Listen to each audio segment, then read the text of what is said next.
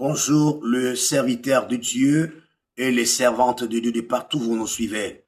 Je suis certain que vous avez été impatient, je le reprends bien, impatient parce que vous aimeriez de temps à autre toujours suivre les enseignements sur votre chaîne que vous préférez, la chaîne Berger Seba Ilunga Dati. Ce n'est pas du que j'ai oublié tous les enseignements là qui sont restés comme en cours de route sans pourtant terminer cela. Non, je vais en terminer. Il y a l'enseignement que j'ai commencé déjà, quand même certaines vidéos sont sorties déjà et vous les avez suivies pour comprendre comment est-ce que l'apôtre Paul fonctionnait au sujet de la circoncision. Je n'ai pas encore terminé, je vais revenir. J'ai toujours dit quand vous me voyez, c'est-à-dire il y a une question posée à laquelle nous devons répondre. J'ai commencé à parler également sur être et nous ne sommes pas sous la loi, nous sommes sous la grâce. Je suis certain que là, nous avons quand même terminé. Alors, il restait une vidéo seulement à les conclure. Je vais revenir, c'est pas pour lui que j'ai oublié. En plus de cela, nous avons commencé à traiter au sujet de la dîme. Je n'ai pas encore terminé. Quand même, j'en ai terminé avec ceux-là du groupe de WhatsApp. Là, ils sont tellement conscients parce qu'il y avait tellement de multiplications posées. Est-ce que, pasteur, la dîme peut-elle également s'appliquer dans le Nouveau Testament? Évidemment, bien sûr que oui. C'est parce que la Bible est grande et la Bible est têtue, je vous dis plus que même la têtutesse. Si vous ne comprenez pas, et vous devez tout simplement vous taire. Si vous n'avez pas appris les différentes offrandes et leur rôle, là, automatiquement déjà, vous êtes censé à vous taire. C'est ceux-là qui connaissent expliquer ce que signifie la dîme. La dîme ne fait pas allusion à la purification ou également à ce que vous croyez comme si quand Jésus était sur la croix, il a tout ramené. Non. Vous êtes allé plus loin. Je suis certain que dans les groupes, je terminais. Et quand j'ai posé certaines questions, ils n'ont pas répondu. Bah, c'est trop dur. Quiconque ne donne pas la dîme, il se retrouvera dans le séjour des morts. Ça, c'est clair. Je suis certain que je vais quand même aller à la longue avec ces enseignements. Mais aujourd'hui, ce n'est pas cela que je viens faire l'intervention. Je fais l'intervention et j'envoie cette vidéo à Asher les justifiés. C'est tout à fait un groupe de gens ou un groupe de malfaiteurs qui sont en train de propager un mauvais évangile. Heureusement, ils ont été repérés. En tout cas, nous sommes en train de faire un grand combat. C'est moi que vous voyez sur Facebook, Seba Ilunga. Oui, je suis berger ici, en République démocratique du Congo. Je suis berger, il y a certains qui m'ont dit qu'ils m'ont retrouvé sur YouTube. Merci beaucoup, oui. Parfois, vous ne voyez pas tellement ma figure ou également une des vidéos dans laquelle où je m'exprime. Alors, sur Facebook, là, je n'écris pas Berger Seba Ilunga. J'écris seulement Seba Ilunga. Dadi, point un trait. Je connais parce que je sauvegarde mes pensées et mes réactions. À moins que vous me trouvez sur YouTube.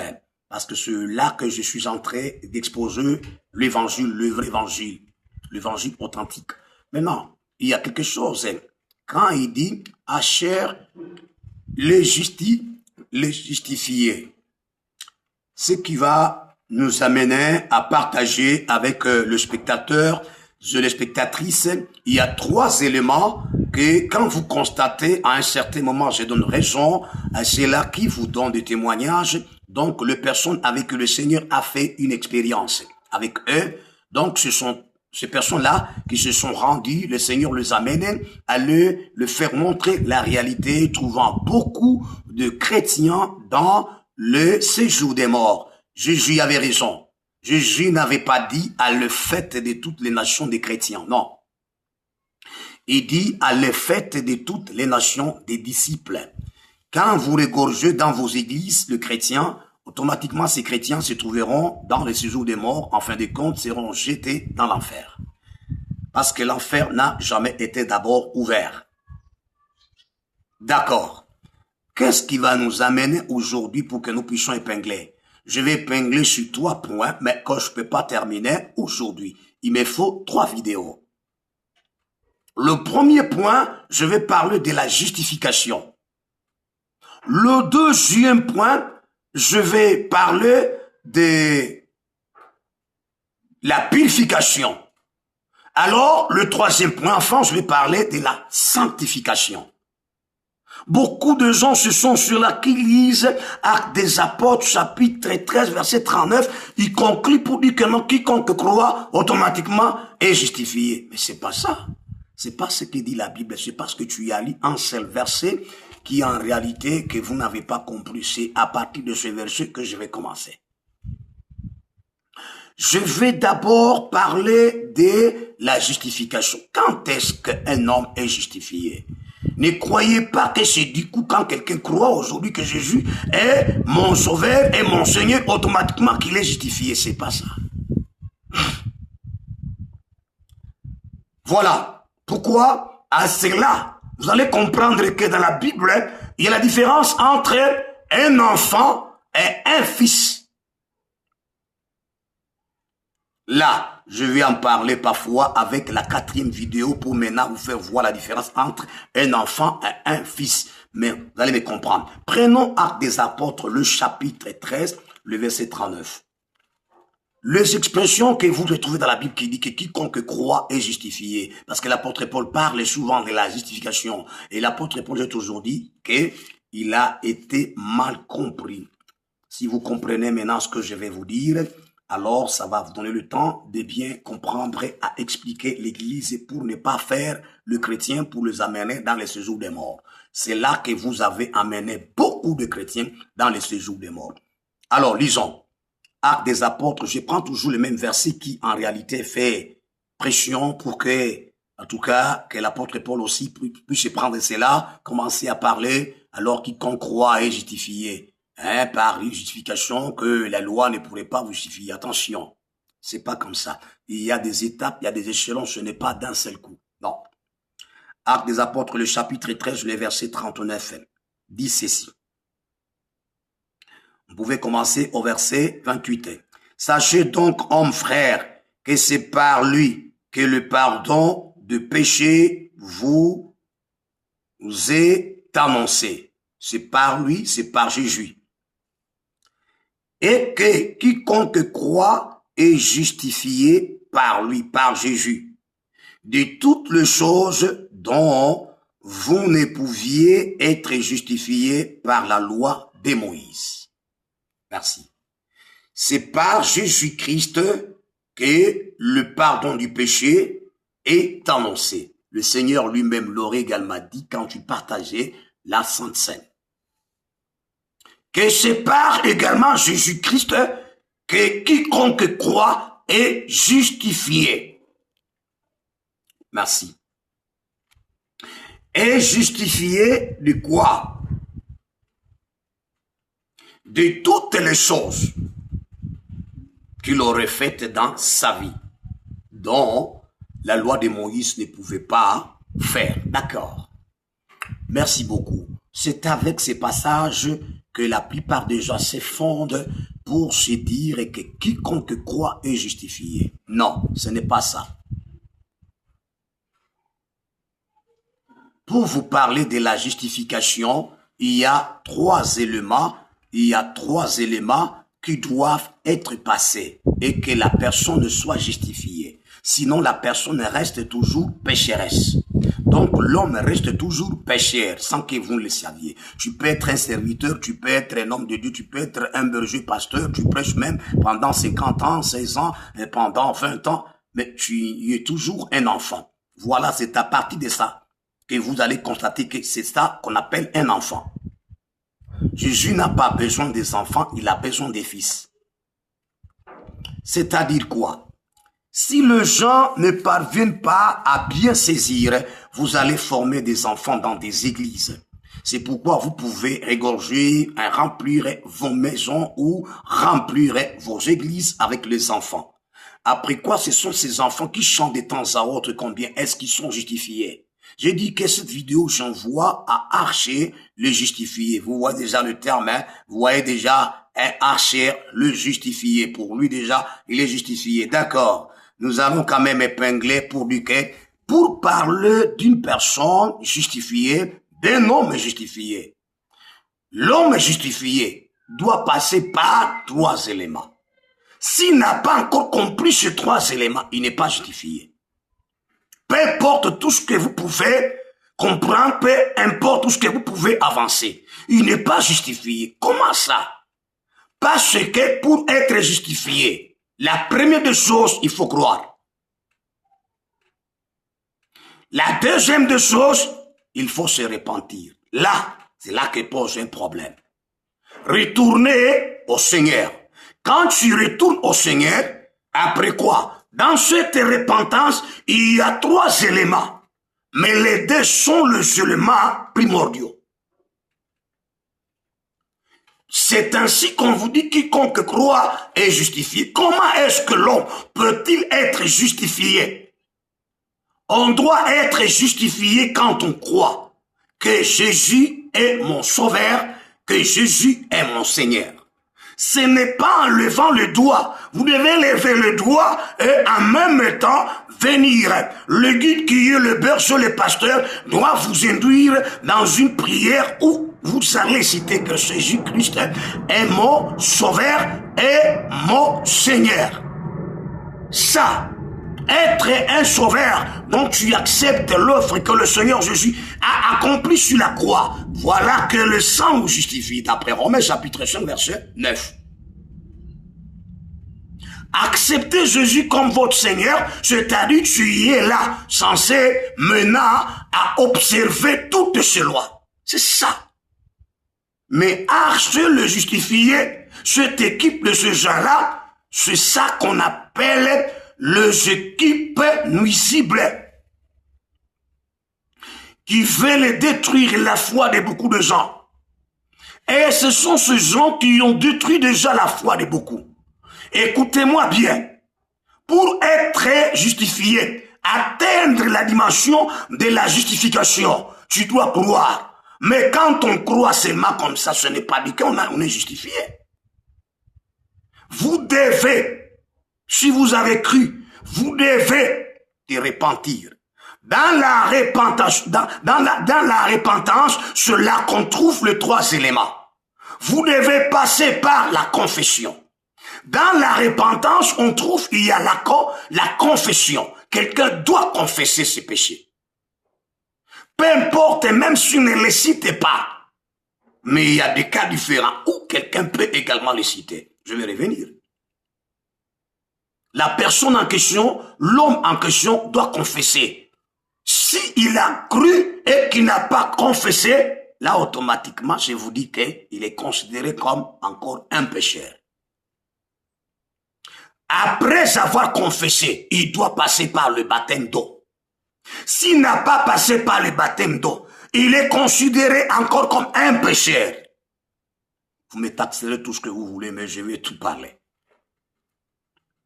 Dis-moi quelqu'un qui croit. Pourquoi est-ce que cet homme-là qui a cru ne participait pas à la Sainte Seine? Pourquoi? Vous savez pourquoi? N'est-ce pas Jésus l'a parlé? Où c'est en Jean chapitre 3, verset 5. Quiconque ne naît d'eau et de l'esprit ne peut jamais entrer dans le royaume de Dieu. Là, il y a 2 choses. Être né de l'eau, automatiquement, ça parle que maintenant, cette fois-là, vous êtes maintenant un enfant. Être né de l'esprit, maintenant, là, vous êtes né spirituellement, quelqu'un qui a le salut en lui. D'accord, ça, je vais revenir. Prenons maintenant. Voilà les éléments que la plupart des gens oublient. Ce n'est pas aujourd'hui quand on te dit, tu crois, tu lèves ton doigt, après quoi tu as cru, que même si tu as confessé, tu n'as pas encore atteint la justification. Pour que le Seigneur puisse te dire que tu es juste. Non. Tu es toujours un enfant. C'est pourquoi tu es un enfant, tu es un péché quiconque qui croit. Il ira donner le pouvoir de devenir des enfants, pas des fils. Prenons maintenant un verset biblique, Jean chapitre 1, le verset 11. Si possible, vous lisez aussi le verset 12. Arrêtons par là. Donc, Jean, quand il vous écrit comme ça, il n'est pas fou. Il sait bien que non, il y a une dimension. Il est dit ceci. Il est venu chez le sien. Donc, cette parole, Christ-là, est venu chez le sien, et les siens ne l'ont point reçu. Mais à tous ceux qui l'ont reçu, voilà, vous avez reçu et vous avez cru. À ceux qui croient en son nom, Jésus-Christ. Il a donné le pouvoir de devenir enfant, pas devenir fils, devenir enfant de Dieu, lesquels sont nés, voilà maintenant, du sang, non du sang. Là, c'est pas ma préoccupation. Une fois vous avez reçu le Seigneur, ce n'est pas le faire pénétrer en vous, non. L'accepter. Donc tu acceptes l'œuvre que le Seigneur a accomplie sur la croix. Effectivement, quelle œuvre est là? Donc, il a versé le sang. Le sang qu'il a versé, c'est le sang qui justifie. Le sang ne sanctifie pas. Le sang ne sanctifie pas. Le sang justifie. Ça pose un problème déjà. Si le sang justifie, alors nous sommes appelés à bien entrer en profondeur avec la parole de Dieu. Vous voyez ces gens qui l'ont reçu. Après quoi le Seigneur, ce n'est pas maintenant d'eux, c'est le Seigneur qui leur donne le pouvoir de devenir leurs enfants. Ils doivent grandir maintenant. Pourquoi ils ont crié? Après quoi le pasteur ou l'homme de Dieu ou le berger a prié sur eux? Il a prié sur eux, les recommander. Parce qu'une fois, ces gens-là ont crié. On doit passer par le rituel de le faire et passer par cette prière-là. C'est ça la réalité. Mais cela ne suffit pas par là. Il doit faire quoi? Il doit se repentir, retourner à Dieu de tout le mal qu'il faisait là. Il vient, après quoi, il confesse. C'est pourquoi il y a la différence entre la repentance et la confession. La repentance, c'est faire un détour de là où tu pars, de là où tu y allais, pour retourner maintenant à Dieu. C'est ça, tu rentres. Mais tu rentres, cela ne signifie pas que tu as confessé. Il faut maintenant que tu confesses tes péchés. Si possible, tu les déclares. Et les péchés ont des catégories. Et il y a des catégories de péchés. Si vous suivez les vidéos dans lesquelles j'ai parlé, les 4 sortes de péchés. Un pécheur qui était, par exemple, un pécheur adultère, qui commettait l'adultère. Ah oui, en fin de compte, quand tu le reviens, ce n'est pas dire que vous allez quand bien même me dire que non, j'étais adultère, j'étais voleur, j'ai volé les biens, j'ai déjà tout consommé. Ce n'est pas dire que vous allez les recommander, aller chercher les propriétaires de ce genre-là, de ces histoires-là, et qu'il a demandé pardon. Non, c'est un païen qui vient d'affranchir. Il veut affranchir la ligne. Ce n'est pas comme un chrétien, ce n'est pas comme un disciple qui, en réalité déjà, qui avait affranchi la ligne, non. Donc, un pécheur d'adultère, il suffit seulement qu'il prononce sur lui-même que j'étais un pécheur adultère, j'étais ceci, cela, se terminait, alors on prie pour lui pour qu'il soit nécessairement accepté de notre Seigneur Jésus-Christ. Une fois il est accepté, il est écrit dans un livre des croyants. Vous allez me dire, non pasteur, il n'y a pas un livre des croyants. Mais si je venais, alors plus tard je vais vous parler, c'est biblique. Vous ne savez pas ça, c'est biblique. C'est la raison pour laquelle vous appelez Abraham comme père de quoi? Des croyants. Donc un peu de croyants non inscrits dans les livres de ceux qui sont appelés croyants. Non. C'est la raison pour laquelle même le Seigneur lui-même l'en a parlé. Vous lisez dans Luc, il a dit que Jésus l'a dit que non. Abraham est considéré comme saint d'Abraham. Donc là où le croyant se rend, là où le croyant trouve comme un repos. Ça c'est clair. Il est le père de tous les croyants. Mais dis-moi, quelqu'un qui n'a pas cru, il est comment? Donc quelqu'un qui n'a pas cru, il n'est pas considéré comme un croyant. Il ne peut même pas être inscrit dans le livre des croyants.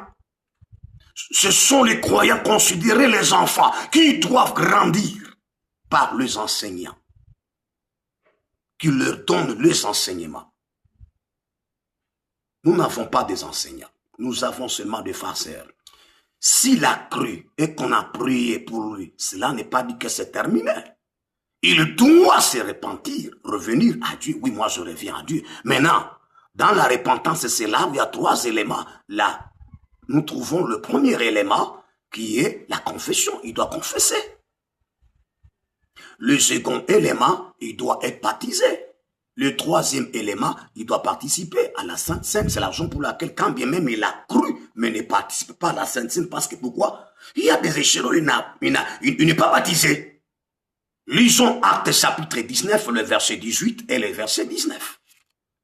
Tous ceux-là qui avaient cru, ils venaient faire quoi? Confesser leurs péchés et déclarer tout ce qu'ils avaient fait dans leur vie. C'est ça l'évangile. Actes des apôtres chapitre 19, le verset 18 et 19. Sinon, nous n'avons pas de disciples.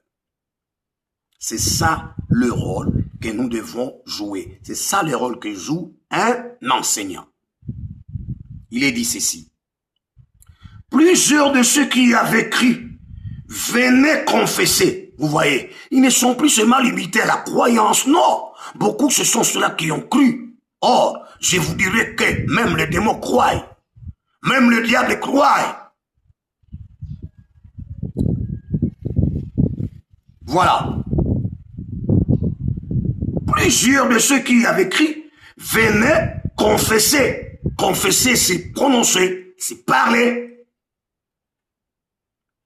Et déclarer ce qu'ils avaient fait. Ils doivent déclarer tout ce qu'ils avaient fait. Mais faites un pas en arrière. Vous allez vous rendre compte que tu y avais cru. Tu n'avais même pas confessé. Donc tu deviens d'un seul coup déjà un chrétien comme vous-même vous voulez qu'on vous appelle. C'est la raison pour laquelle ça ne marchait pas. Le verset 19. Et un certain nombre de ceux qui avaient exercé les arts magiques, ayant apporté leurs livres, le brûlèrent devant tout le monde. On en estima la valeur à 50 000 pièces d'argent. C'est ainsi que la parole du Seigneur croissait en puissance et en force. Si la parole de Dieu n'est pas en puissance et en force, c'est parce qu'on a des mauvais enseignants qui vous disent calmement, qui vous disent d'une manière officieuse que non, une fois vous avez cru, automatiquement, vous êtes justifié. Ce n'est pas ça. Et ce n'est même pas l'intention de l'apôtre Paul. L'apôtre Paul connaît ses histoires. Ces gens-là doivent confesser. Maintenant, pose la question. Est-ce que ta croyance est basée sur ces éléments que je viens de dire? Vous nous avez écrit d'emblée comme ça, après quoi? On a prié sur toi, tu commences à évoluer. C'est la raison pour laquelle les gens évoluent dans de telles conditions, mais en fin de compte, ils se retrouvent dans le séjour des morts. Et les gens commencent à se poser des questions, des multiples questions. Comment est-ce que ces gens ici finissent toujours dans le séjour des morts? Non. Vous avez commencé un mauvais départ. Et ça va toujours finir par un mauvais départ. Vous comprenez? Donc, vous avez commencé un mauvais départ et vous finissez par une mauvaise finition. Qui commence mal, finit mal. Qui commence bien, doit nécessairement finir bien. Je dis bien nécessairement finir bien. Voilà, et confesser, déclarer même leur péché. Pourquoi? Parce que je dis qu'il y a catégorie de péchés. Dis-moi quelqu'un qui était un magicien, un sorcier qui a la sorcellerie. Il doit le déclarer, après quoi il amène toutes ces sorcelleries-là. Il les amène au pasteur qui doit les brûler. Mais dis-moi quelqu'un qui était sorcier, avec toutes ces histoires de la sorcellerie, il a tout simplement dit que moi j'étais sorcier, alors ainsi de suite vous priez, sans pour autant qu'il amène ces histoires-là. Il est considéré toujours un pécheur. Il n'est pas justifié. Et la justification qu'on parle ici, c'est la justification subjective dont le Seigneur doit te donner cette justification. Comment est-ce que le Seigneur peut donner une justification à la personne qui n'a pas encore atteint toutes ces étapes? Jamais. Parce que tout celui qui ne s'est pas encore baptisé, tout celui qui ne s'est fait pas encore baptiser, il n'est pas encore juste. Ça c'est clair, c'est la Bible qui le dit. Voilà que l'homme doit apporter tout ce qu'il possède là pour qu'on brûle ça. Et c'est pas terminé par là. Attention avec la justification. Ne croyez pas que c'est d'emblée comme ça qu'on peut te justifier pour dire que non, parce que tu y as cru, automatiquement le Seigneur t'apporte déjà automatiquement que tu y es juste, tu y es en tout cas justifié. Ce n'est pas ça. Tu peux t'appeler que tu es justifié, mais tu n'en es pas.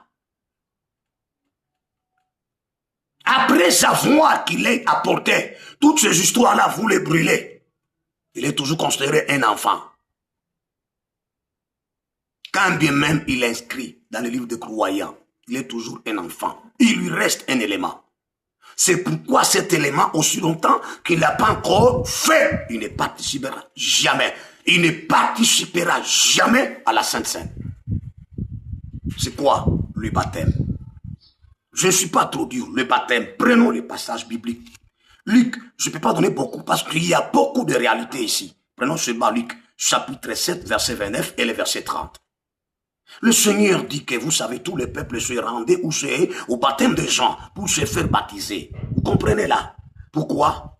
C'est là le dernier élément, la dernière étape pour maintenant que la personne soit justifiée. Quand bien même il n'a pas eu l'occasion de participer à la Sainte Seine, mais j'ai toujours dit qu'un pasteur ordonné est chez lui, quand tu l'as ordonné, aller baptiser le Jean. Donc, dès le retour, le lendemain, automatiquement, il participe à la Sainte Seine. C'est ça.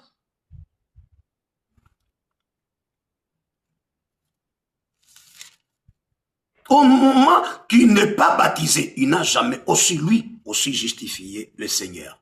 Donc, il y a toujours qu'à se faire de va-et-vient entre lui et son Dieu. C'est lui le premier qui doit d'abord justifier Dieu. Après quoi que le Dieu aussi maintenant le justifie. Une fois que la personne n'est pas baptisée et n'a pas encore justifié Dieu, automatiquement Dieu considère comme cette personne est tellement nulle. C'est pourquoi vous trouvez, on a tellement beaucoup de chrétiens dans le séjour des morts. Luc chapitre 7, le verset 29 et le verset 30. Il est dit ceci. Et tous les peuples qu'il a entendus, et même le publicain, ont justifié Dieu. Pourquoi? En se faisant baptiser du baptême de Jean. Donc l'homme, celui qui est le premier à justifier Dieu, une fois qu'il est baptisé et considéré comme il a justifié Dieu, Dieu automatiquement le justifie maintenant. À travers l'œuvre de notre Seigneur Jésus-Christ sur la croix. Sinon, il est toujours considéré un enfant. Il est toujours considéré comme un croyant. Même les croyants se retrouvent dans le séjour des morts. Voilà que les étapes-là doivent être respectées. Verset 30. Mais les pharisiens et les docteurs de la loi, en ne se faisant pas baptiser par lui, par Jean, ont rendu nul à leur regard le dessein de Dieu. Donc ils ont injurié. Ils ont injurié le plan de Dieu. Ils ont injurié tout ce qui a prévu pour leur vie. Maintenant, dis-moi quelqu'un qui n'est pas encore baptisé, qui vient de croire aujourd'hui, après quoi, vous l'appelez qu'il est justifié. Ça n'a pas de sens. Si tu dis que tu l'es justifié, selon la parole de Dieu, n'est pas justifié. Parce que vous prenez à la légère la justification. La justification, maintenant, dis-moi les gens qui ont pris beaucoup d'années sans se faire baptiser. Ils sont comment? Quand ils meurent, ils vont au séjour des morts. Et même beaucoup de témoignages, vous les avez entendus, que quelqu'un qui servait le Seigneur avec beaucoup de ferveur, avec beaucoup de détermination, mais en fin de compte, il est mort et on est allé le rencontrer aussi dans le séjour des morts. Le Seigneur dit, non, ne me pose pas la question, mais je pose la question à la personne en soi. La personne se dit, c'est parce que je n'avais pas accepter le baptême. Voilà, une fois qu'il n'a pas encore accepté le baptême, c'est-à-dire, il est toujours considéré comme quelqu'un mis en évidence. Donc, il est toujours considéré comme pécheur. Il n'est pas encore justifié. Il n'a pas encore reçu la justification subjective qui vient de Dieu. Il va recevoir cela en accomplissant toutes ces étapes. Que le Seigneur vous bénisse. C'était le berger Sheba Ilunga Dadi qui vient de vous présenter qu'est-ce que la justification. Ce n'est pas comme les gens vous en fait prêcher. Nous avons des gens dans des églises qui ne se sont pas encore baptisés. Ils sont là. Ils continuent toujours. Quand ils meurent, ils ne verront jamais le Seigneur Dieu. Parce qu'ils avaient rendu nul le dessein de Dieu, tout le plan de Dieu qu'il aurait préparé pour eux. Quand bien même ils avaient écrit que non, Jésus-Christ est mon sauveur, est mon Seigneur, tout tombe. Pour quelle raison? Parce que cet élément-là le fait tomber. Que Dieu vous bénisse. C'était les bergers Sheba Ilunga Dadi qui vient de signifier ou d'expliciter ce que signifie la justification. Si vous trouvez nécessaire, abonnez-vous parce que nous devons continuer à vous dire rien que la vérité. Que le Seigneur vous bénisse. Amen. Partagez la vidéo pour sauver beaucoup de gens.